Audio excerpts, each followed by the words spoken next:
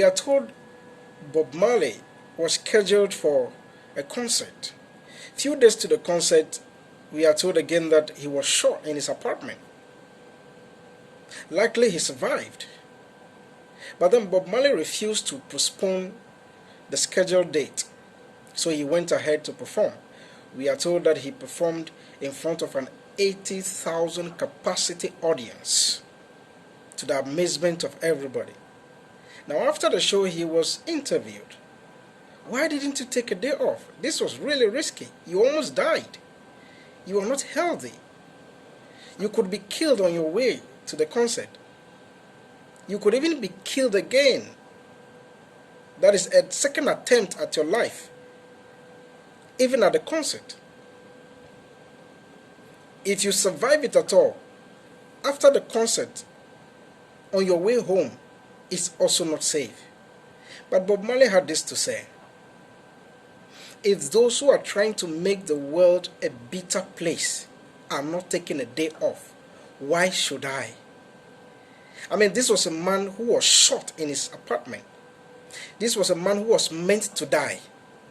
If Africa can realize that day in, day out, there is every attempt on our life to make sure that we don't make it, to make sure that nothing good happens to us, to make sure that we keep going down the drain, and then we ignite the new spirit of the African Revolution and say enough is enough.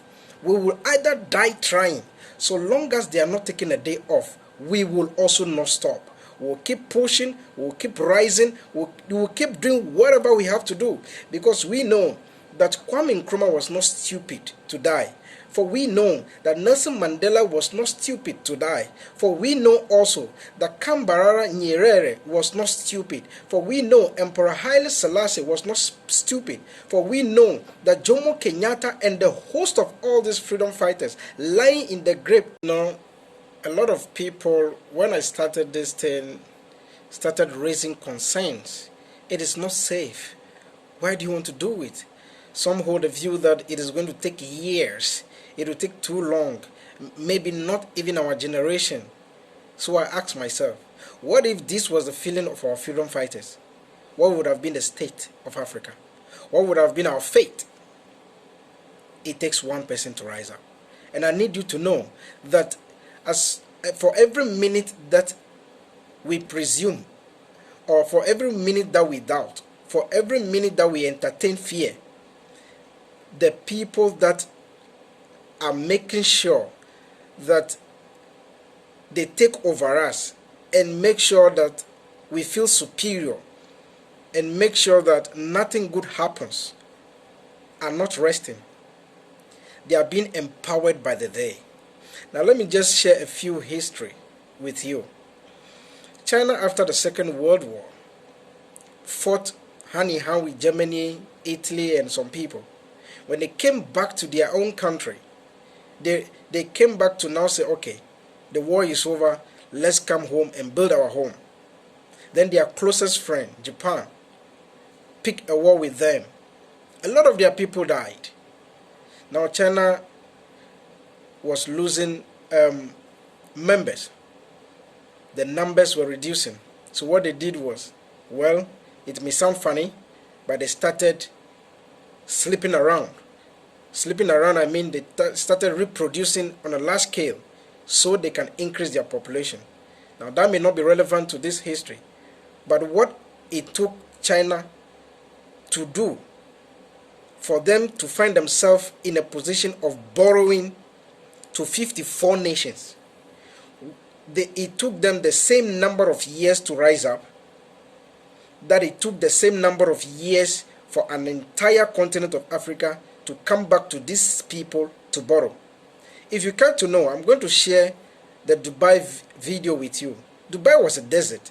Dubai had no minerals, nothing at all. We all know what a desert is. If Dubai can rise up and be today's Dubai. Before 1960, Dubai was just a desert. But the ruler of Dubai has changed its face. Sheikh Mohammed bin Rashid Al Maktoum is the ruler of the Emirate of Dubai. He has made Dubai one of the best cities in the world. What are you trying to do here? What do you want this place to be? I want it to be number one. Not in the region, but in the world. What do you mean number one in the world? In everything. High education, health, housing. Just making my people the highest way of living. Dubai has become so famous that most people around the world think of it as a country. But it is not a state, it's just a city in the United Arab Emirates. A city that was a desert a few years ago. Everyone has heard about the Burj Khalifa. But the ruler of Dubai is bored with it now. So he's building the Dubai Creek Tower. It is said to be completed by 2021. Its height will be 1,300 meters. Burj Khalifa's height is 830 meters compared to it. Dubai is the world's largest construction site. Dubai's growth is faster than any other city in the world. Before 1960 Dubai was nothing. But then oil was found in Dubai, and its destiny was changed. But Dubai doesn't rely on oil money now. In fact, Dubai's current earning from oil is less than 5% of its GDP. Dubai has become the trading hub for the world. Only 15% of Dubai's population are Arabs. The 85% population of Dubai are foreigners working in the country.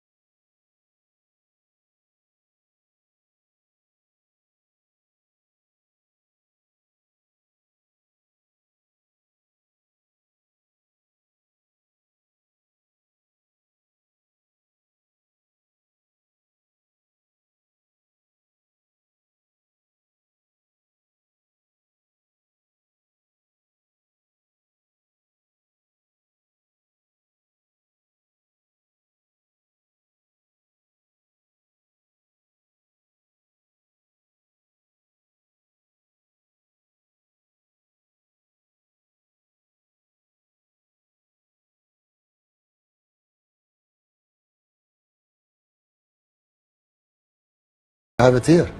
Why are you in such a hurry? Most people would try and do all of this in a lifetime, not in 5 years.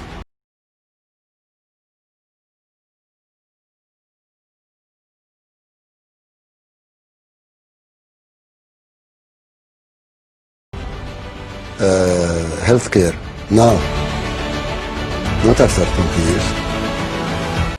Now, there you have it. I'm sure you must have watched it. Give it a thought. Do not relent in any effort in making sure that you contribute, so long as you have life, in your smallest way to make Africa great again. If you like this video, make sure to subscribe. Leave a comment. Let me know what you think. Share with your friends. Give us a thumbs up. Until I come your way again. Ubuntu, which means you are because I am, and I am because you are. Let's stay united.